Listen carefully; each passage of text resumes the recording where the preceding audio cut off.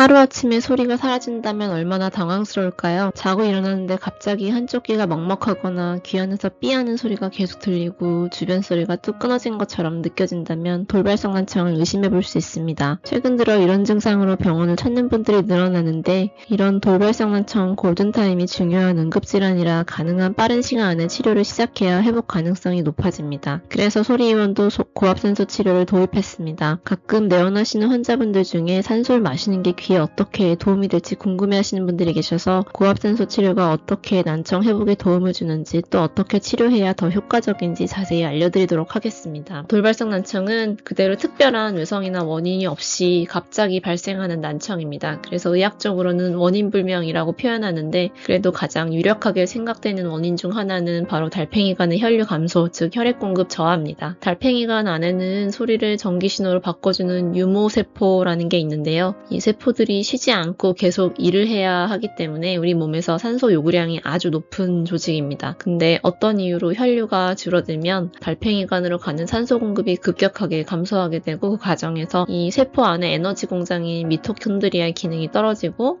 또 그 결과 활성산소나 염증 물질이 생기면서 유모세포가 손상될 수 있습니다. 고압산소 치료의 원리를 물리화학적 관점에서 먼저 정리를 해보면 가장 먼저 기본이 되는 원리는 우리 중학교 때 배우는 헨리의 법칙입니다. 기체가 액체에 녹는 양은 그 기체의 분압, 즉 압력에 비례한다는 원리인데요. 탄산음료를 떠올리면 이해가 쉬울 겁니다. 우리가 평소에 마시는 일반적인 대기 환경에서 즉 1기압 상태를 보면 공기 중에 산소가 21%, 질소가 78% 정도 있습니다. 이 상태에서 동맥에 녹는 산소의 분압은 보통 75에서 100ml 정도가 정상범위인데요. 병원에서 산소 마스크나 비강 캐뉼라를 사용하면 흡입하는 산소의 농도를 높일 수는 있는데 이 방법으로는 이 혈중 용해된 산소의 농도를 올리는 데는 한계가 있습니다. 그래서 일반 산소요법으로는 혈류가 손상된 조직에 충분한 산소를 전달하기가 어려울 때가 있습니다. 그런데 고압산소 치료는 이 흡입 산소량을 100%로 유지한 상태에서 주변의 압력을 2기압 이상으로 올려주는 치료입니다. 이렇게 되면 헨리 법칙에 따라서 산소가 헤모글로빈에 붙어서 운반되는 양뿐만 아니라 혈장과 체액에 직접 녹아있는 산소의 양이 증가할 수 있습니다. 오른쪽에 있는 그림처럼 보통 대기압에서는 산소가 주로 적혈구를 통해서만 전달되기 때문에 미세혈관이 손상된 부위에서는 산소 공급이 제한될 수밖에 없는데 고압산소 치료 환경에서는 혈액이 녹아있는 산소가 많아지면서 적혈구를 통하지 않아도 산소 분자가 직접 말초 조직까지 확산이 될 수가 있습니다. 이런 차이가 고압산소 치료가 우리 산소가 부족한 조직에서 어떤 의미를 가질 수 있겠다고 보는 관점이고 일반적인 산소요법이 산소 농도만 높이는 치료라면 고압산소 치료는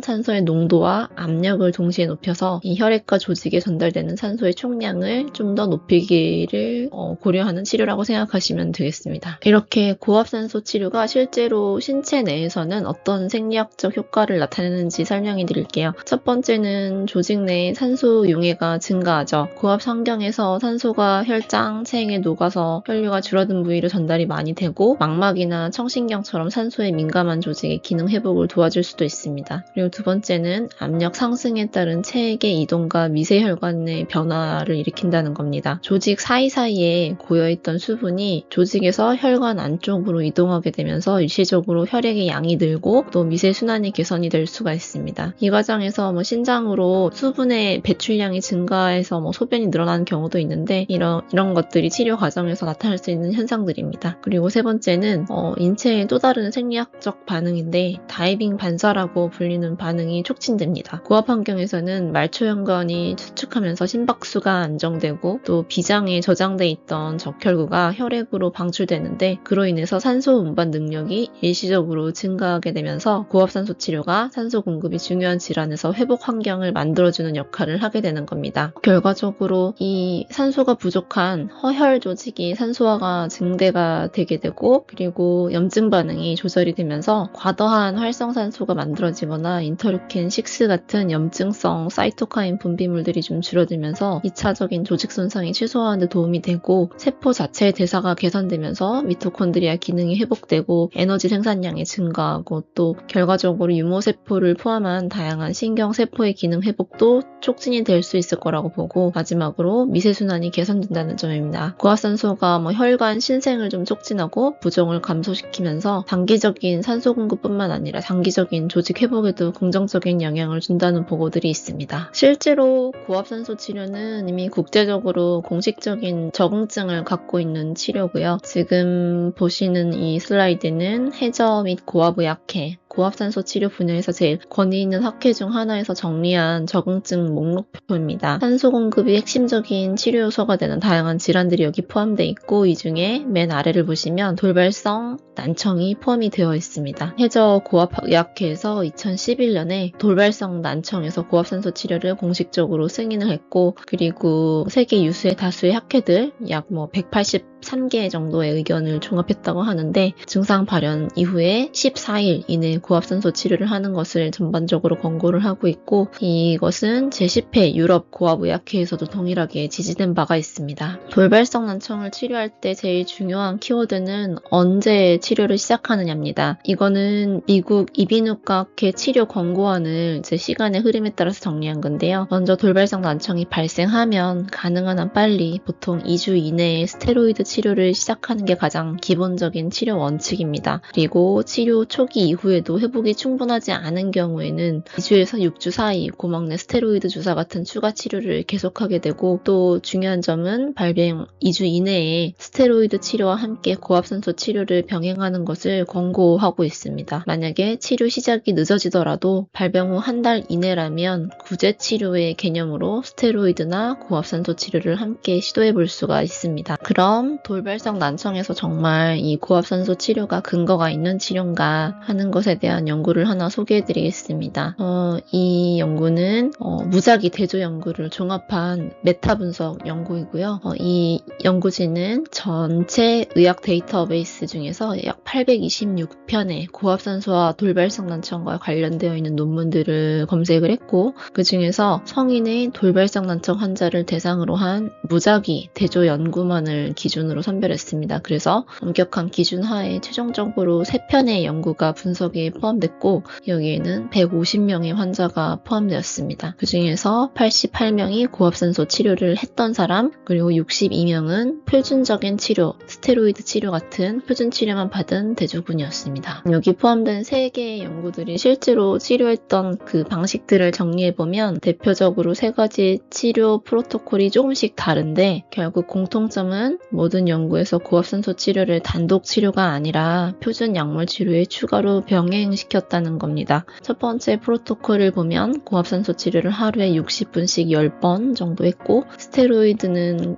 고막주사나 경구로 복용하는 방식으로 단계적으로 감량하면서 사용했고 두 번째 프로토콜에서는 고압산소 치료 횟수가 좀 더 많았고 그리고 전시 스테로이드 치료 외에 사실 반드시 권장되진 않지만 항바이러스제를 함께 사용한 경우가 있었고 세 번째 프로토콜은 고압산소 치료를 일정 기간 동안 하면서 스테로이드와 함께 혈류 개선을 돕는 보조약제를 병행했던 구조였습니다. 모든 연구에서 치료 전에는 고압산소를 했던 그룹과 하지 않았던 그룹의 청력 상태가 크게 다르지 않았지만 치료 후 한 달 전후의 청력을 비교했을 때 고압산소 치료를 같이 했던 그룹에서 청력의 회복 폭이 더 크게 나타난 걸 알 수가 있습니다. 새 연구에서 청력이 얼만큼 회복되었는지를 비교하는 자료이고 이 포레스트 플롯을 통해서 연구의 각각의 청력 회복률을 봤을 때 가운데 있는 0이 두 치료 간의 차이가 없다는 기준선이고 점과 마름모가 오른쪽으로 갈수록 고압산소 치료가 더 효과적이라는 뜻입니다. 위쪽 그래프에는 전체 연구를 모두 포함했을 때 고압산소 치료를 병행했던 환자에서 약 9dB 정도 청력이 많이 회복된 걸로 나타났고요. 이 차이는 통계적으로 유의한 결과 결과였고, 아래쪽은 일부 연구 간의 차이를 좀 줄이기 위해서 일부 연구들은 좀 제외하고 다시 분석을 한 결과인데, 여기서도 고압산소 치료를 병행한 환자에서 한 10dB 정도의 추가적인 청력 개선이 일관되게 나타났습니다. 이번에는 분석을 좀 다르게 해서 치료가 끝나고 청력이 10dB 이상 좋아진 사람이 얼마나 많았는가를 비교한 자료이고요. 결과를 보면 고압산소 치료를 받은 사람들이 그렇지 않은 사람들에 비해서 이 청력이 의미 있게 회복될 확률이 약 4배 이상 높았다라고 합니다. 이 연구에서는 대체로 이기압 환경에서 약 900분 이상의 고압산소 치료를 했을 때 이런 효과가 기대된다고 설명하고 있습니다. 이 연구는 돌발성 난청 환자에서 고압산소 치료를 시작한 시점에 따라 청력 회복이 어떻게 달라지는 분석과는 또 다른 연구 결과입니다. 여기 있었던 환자들은 고압산소 치료를 발병하고 일주일 이내에 시작하거나 일주일 지나서 2주 이내에 시작하거나 그리고 또 2주가 지나서 시작한 그룹으로 3개의 그룹으로 나눠서 비교가 되었습니다. 왼쪽 표를 보시면 일주일 이내에 치료를 시작한 그룹이나 2주 이내에 시작한 그룹에서는 청력 회복률이 33에서 42%로 크게 나타난 반면에 치료 시작이 2주 이후로 늦어진 그룹에서는 다소 그 회복률이 떨어지는 23% 정도 보고를 하고 있고, 이 오른쪽 표에서도 평균 청력이 좋아진 정도를 봤을 때 조기에 고압산소를 시작했던 그룹일수록 청력 회복이 좀 좋았다는 점이 확인이 됩니다. 그래서 돌발성 난청에서는 단순히 치료를 하냐 마냐보다는 얼마나 빨리 치료를 시작하느냐가 청력 예후를 결정하는 데 좀 중요한 요소가 된다고 볼 수 있겠습니다. 이미 치료 시기를 좀 놓친 것 같은데 지금 와서 치료해도 의미가 있을까요? 이렇게 질문을 하는 분들이 계세요. 이거는 그런 질문에 대해서 좀 참고를 할 수 있는 연구 결과인 논문이고요. 여기서는 돌발성 난청 환자 중에서 발병하고 4주에서 20주 사이에 고압산소 치료를 추가로 했던 사람들을 분석했습니다. 비교가 되는 사람들은 표준 치료인 스테로이드 치료만 받고 추가 치료를 받지 않은 사람들이고, 고압산소 치료는 여기서는 이기압에서 100% 산소로 하루에 한 번 60분씩 시행을 했고 10번 치료를 진행하고 개선이 좀 되면 치료를 더 했다고 합니다. 아래쪽의 표에는 치료 시작 시기가 빨랐을수록 청력 회복이 더 좋아지는 사람들의 이 수가 좀 더 많은 경향이 있고, 이 뒤쪽에 치료가 좀 늦어졌던 환자들 중에서도 이렇게 일부에서는 치료 반응이 좀 나타나는 것으로 관찰이 되고 있어서, 또 특히 이 초기 청력이 아주 많이 나빴던